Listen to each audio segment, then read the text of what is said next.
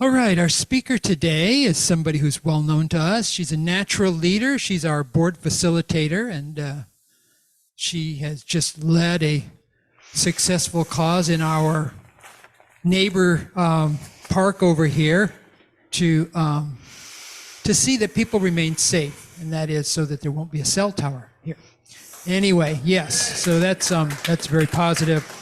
And she's a natural. I don't know what her background is growing up in church, but she's a natural preacher. You'll see that, and you know that already.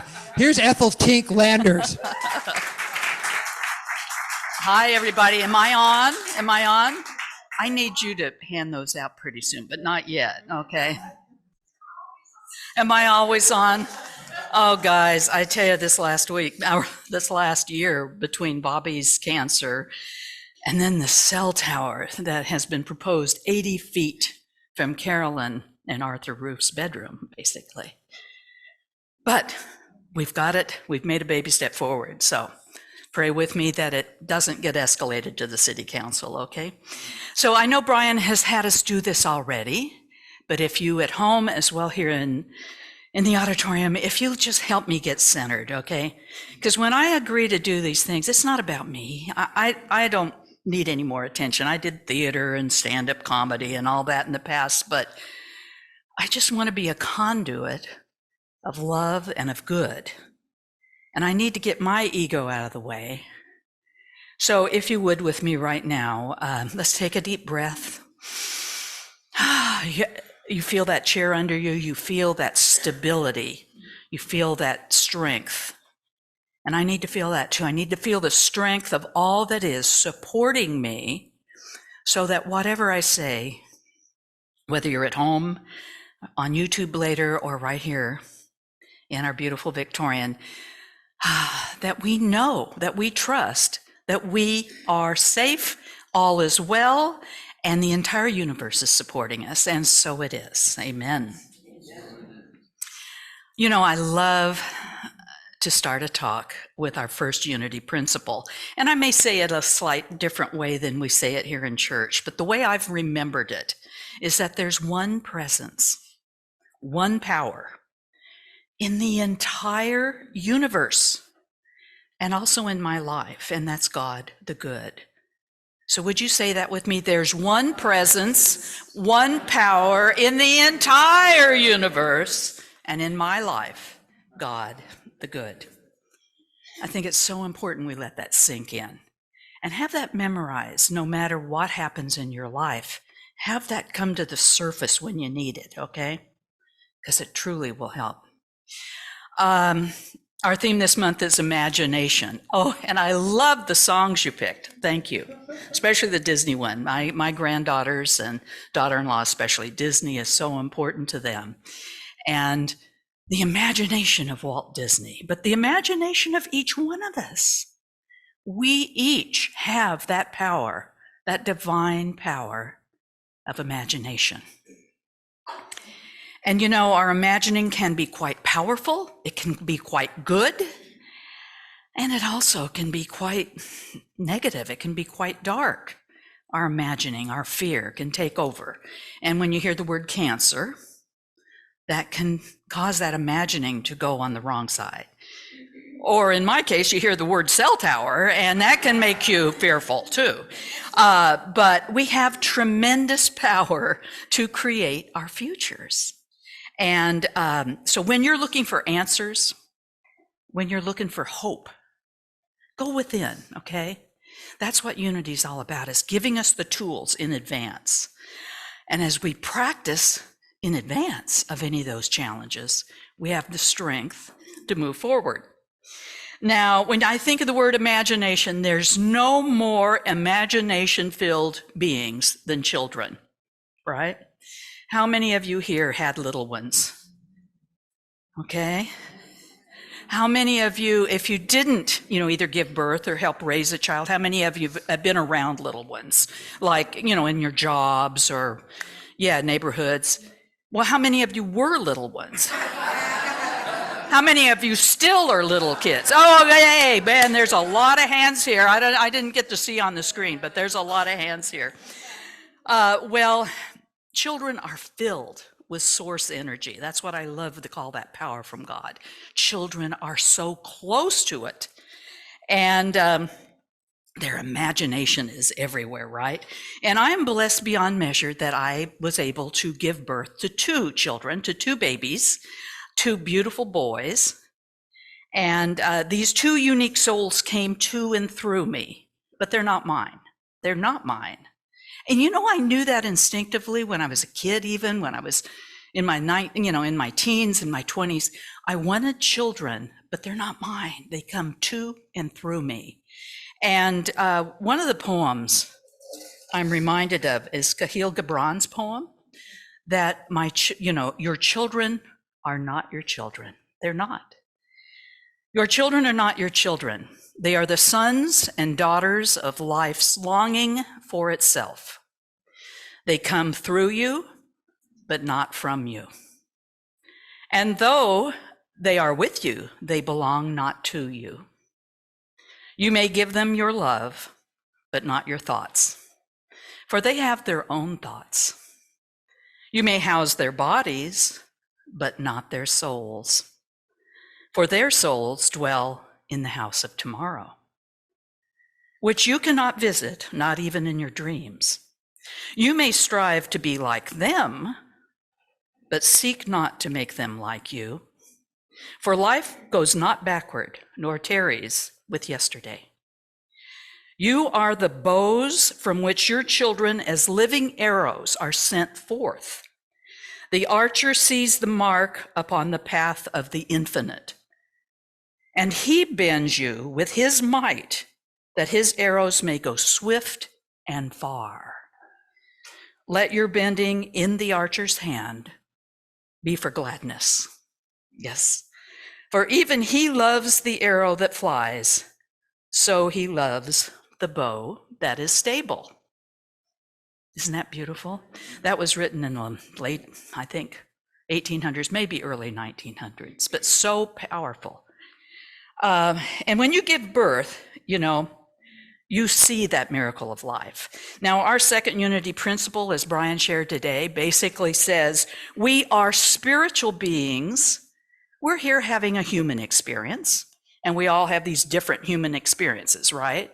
But we are created in the image of God, and therefore we are inherently good. And when you give birth, those of you who have gone through that process, like I did, you see this happening, you feel this happening. And I still remember the blessing of a little foot punching me from the inside out. Do any of you, I see Christine nodding her head. Now, I'm not talking about when they dance on your bladder. I'm talking about when they kind of push out. They're kind of like going, I'm growing. And you feel, sometimes you look down at your stomach and you see this little push, right? It is amazing, amazing. And at age 73, I can still remember that miracle. And I can still remember I remember thinking, I don't ever want to forget this. I don't ever want to forget seeing my stomach move. And it's not gas. No, it was a little foot or a little hand saying, I'm ready to come. I'm ready to come out. And I practiced the Lamaze method of childbirth. Do you know what that is? Did some of you do that? So my husband and I went to these classes, and we would practice mind over matter, basically. So we were told to get something that meant something to us. So I had a little sculpture that I had created, and I put it in front of me. And then we would practice.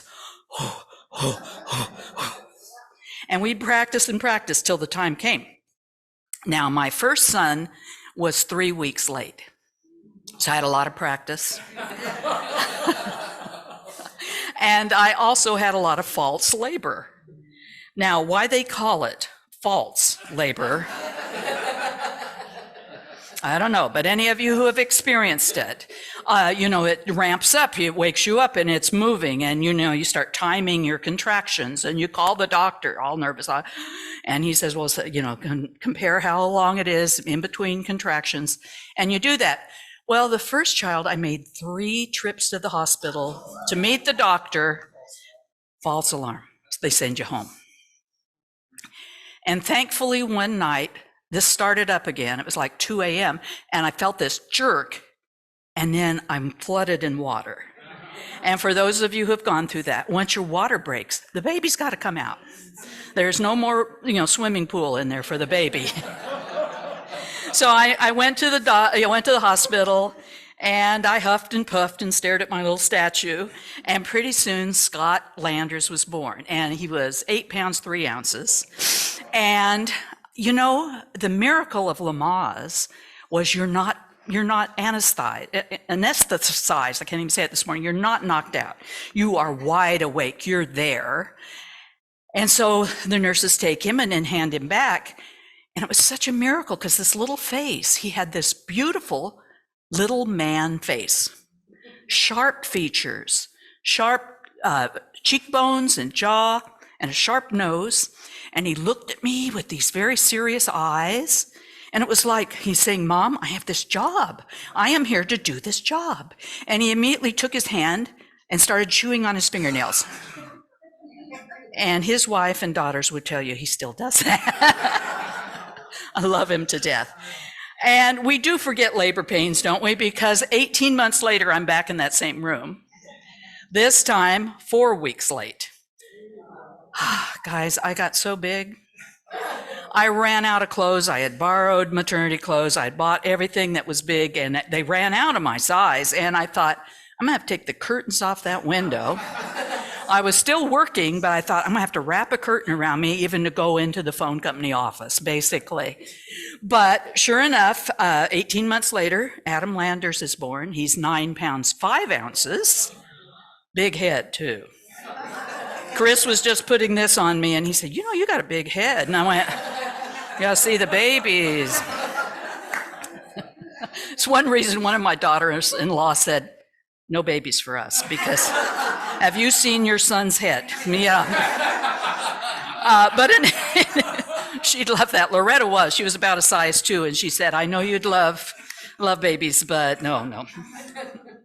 But anyway, Adam had his own unique personality because, again, nurses take him away just for a moment or two, and I'm wide awake, and they hand him back. But before he's given back to me, he's like shaking hands with all the people in the room. And when they give him back to me, he's like, hi, I'm Adam Landers. And he's like, got this grin on his face, and he's like, got lunch, got milk. He's ready to eat. 2 different personalities. And I am blessed to have them come to and through me. They're not mine, but I am so blessed to know them and to love them with all my heart. They're great men. They're great husbands, great sons. One is a great father, and just unique souls. And as these bodies of babies, when babies come to you, you see them change so quickly, right? I swear they change by the hour, but they change. We change. And as Dr. Wayne Dyer likes to say, well, first of all, I love Wayne Dyer. Have any of you met him? Yes, I was blessed to meet him a couple of times. He would always say, you want to know how your body changes? He'd say, hold up a hand. So hold your hand up so you can see it. Gosh, mine has changed. I don't know about yours, but I used to be complimented on how pretty my hands are. Well, it's like, where'd this old lady hand come from? But anyway, you see the bones, you see in my case, the wrinkles, the age spots. And he would say, now I want you to think about this. 7 years ago, not one of those cells was there. Not one of those cells existed that you're looking at right now. Our bodies are constantly changing. And of course, scientists will tell you that varies really about how fast we reproduce the cells. But my sweet boys, who are now 47 and 48, I look at them and I go, my gosh, what miracles. These beings that came to and through me, but they're not mine. They're not mine. But deep inside, those souls are the very same souls that I met on their birthdays. That's the beauty of all of this. And that's true about you. Now, using my imagination, and the title of this talk is Finding Your Hidden Walnut. So I'd like Brian to pass around a bag, and I'd like you to take one walnut, and I want you to keep it with you this week. Will you do that? I want you to keep it, keep it in your hand, keep it in your pocket. And I want you to imagine, those of you at home who don't have a walnut, if you can find one, please get it. But if you can't, find something small that's compact that you can keep in your pocket this week. And I want you to imagine, the shape of the walnut, like Amanda said, the shape, the shell, and the amazing package that's inside, that amazing package inside. So don't eat it yet, okay? And I want you to imagine a newborn baby. I want you to imagine, again, you're using your creative power of imagination. Imagine a newborn baby, and you're holding that baby, and you take this walnut and lay that walnut on that newborn baby's chest. Now, I'd like you to imagine the fact that this little walnut is representing this package of source energy that comes enclosed in that baby. It comes packaged down inside the soul of that baby.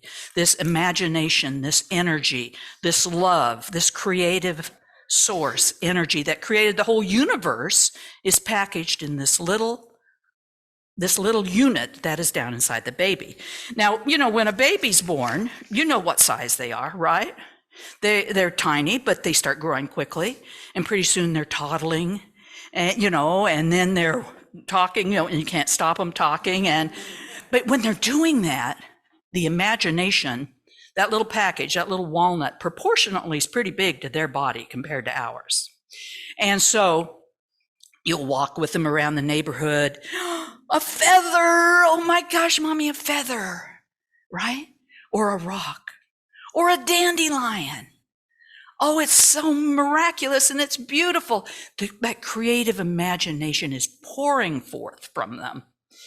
And, I remember I was, born in Indiana, but I was raised in Indiana on a farm initially and in Oregon. My favorite thing were woolly worms. Did anybody ever have a woolly worm? Caterpillar.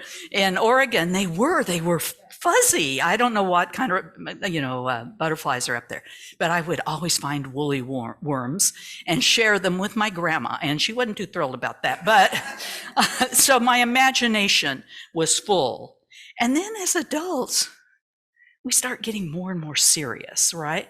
Society even as kids, we go to school, we may go to our churches, we may go to our different family gatherings, and we start becoming more serious. We're very serious. As Dr. Wayne Dyer says, we edge God out. We edge God out. Ego. And suddenly we're following the rules. Our society says this is right, this is wrong. My teacher says I can't do this and that. My teacher said I'm not drawing a tree correctly. My mom, Fanny, who's gone now, but that's why she stopped drawing. In school, in grade school, they were drawing trees, and a teacher said, that's wrong, you're not drawing that right. That took that creative energy out of her. And from then on, she didn't think she could draw. But Fanny, Pep and Fanny, again, I was raised on a little farm, and Fanny would use her imagination. My best friends were chickens and ducks and pigs and cows, and I would talk to them and make up stories about them, right? And Fanny loved to raise chicks, but we would raise them in the house because it's cold. It's cold, it's Indiana or it's Oregon. So she would create these houses for the chicks. So she'd get cardboard and design a house with a wall and a little door in the wall. And over one corner, she would make a nest over here in this corner and hang an extension cord and a light bulb and put the fertilized eggs there. And I would hang over it. It would be in our kitchen floor, and I'd just be watching and hoping, And in the other side, she'd have a pie pan with water and a little food, and I would watch and watch. And I don't know how long. It seemed like it took forever, but it couldn't have. Suddenly, you'd see the egg jerk. Have you seen this? Little jerk. And then you see a crack. And then you see the little beak peeking through there. It's pecking. It's really struggling to get out. And pretty soon, he pecks away or she pecks away all that shell. And here's this kind of little bedazzled bird. In no time at all under that light, she stands up, fluffs out, wanders through the little doorway, and gets food and water. And pretty soon there's a bunch of them peeping and talking. And of course, my imagination went crazy with that. And I would make up stories about them, but you know, that kind of life with that imagination, it's better than any YouTube or any TikTok we can have our kids watching today. And Fanny would always provide me with crayons and scissors, and she'd say, "How can you draw like that? Where does that come from?" And of course, I had no idea, but I just did it. And of course, Fanny had this beautiful soprano voice, so she had her creative energy flowing in a different way than mine. But again, as we grow up and our cultural relationships tend to focus us on the external, not on the internal, and then depending on your politics and depending on your religion and maybe depending on your job or your spouse, or I don't know what TV channel you watch, whatever, fear kind of takes over. And your little walnut gets buried way down inside, right? Imagine that walnut still in there. That little package of God energy is in each and every one of us. But our bodies have changed. We've grown. We've put a shell around us. And now it's time to let it out. Our third unity principle is we create our life experience through our way of thinking. And we often start thinking with fear. And that's when that shell gets around us. But then our fourth principle is there is power in meditation and affirmative prayer. That's how we find our hidden walnut. And that's why it's so important that we practice that principle. It's not a law. It's not a requirement to come to unity. You have to do this. It's a principle for heavenly life. In the book, The Vortex, where the law of attraction assembles, let's see, how is that? Assembles all cooperative relationships. Esther and Jerry Hicks wrote this book, The Vortex, and let me get this last quote in order to close. "My most important relationship is with my source." And again, those of you who know this work, you know it's from Abraham, which is a collection of energy, a collection of souls that Esther brings forward. And my most important relationship is with my source. There is no relationship of greater importance to achieve than the relationship between you and your current physical body, right here and right now, and the soul source God energy from which you've come.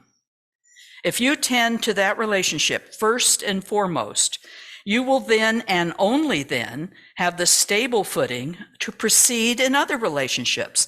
And that includes the relationship with your own body, your relationship with money, your relationship with your parents or children or grandchildren, the people you work with, your world, your government, your city council.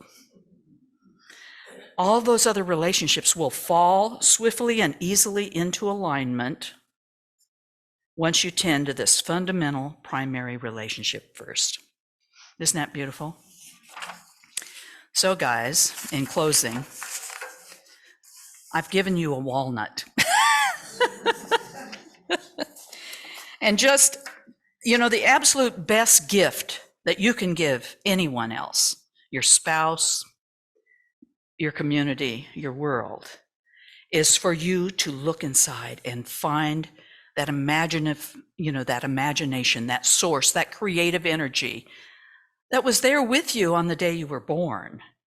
And just like that little chick pecking his way or her way out of that egg, your imagination is going to come forth. Your creative energy, solutions will come to you, whatever the problem, whether it's cancer or whether it's a cell tower, it doesn't matter. That creative God energy fills you and it comes forth and all's in alignment. So this week with your walnut, I'm going to ask you to keep it in your pocket. and you carry it with you. And those of you who don't have walnuts, I'm sorry I can't get them to you over Zoom, but please find something that's small and meaningful to you. Keep it in your pocket and let it be a reminder of the energy you have within that you're able to pull out and share, okay? And many of us, again, have formed these hard crusts, but deep inside we are beautiful, we are loving, we are filled with joy, and we're filled with creativity. And that was there before we were born. It truly is. So now's the time for us to know this perfect truth. And now's the time for you to share it with the world. And so it is. God bless you.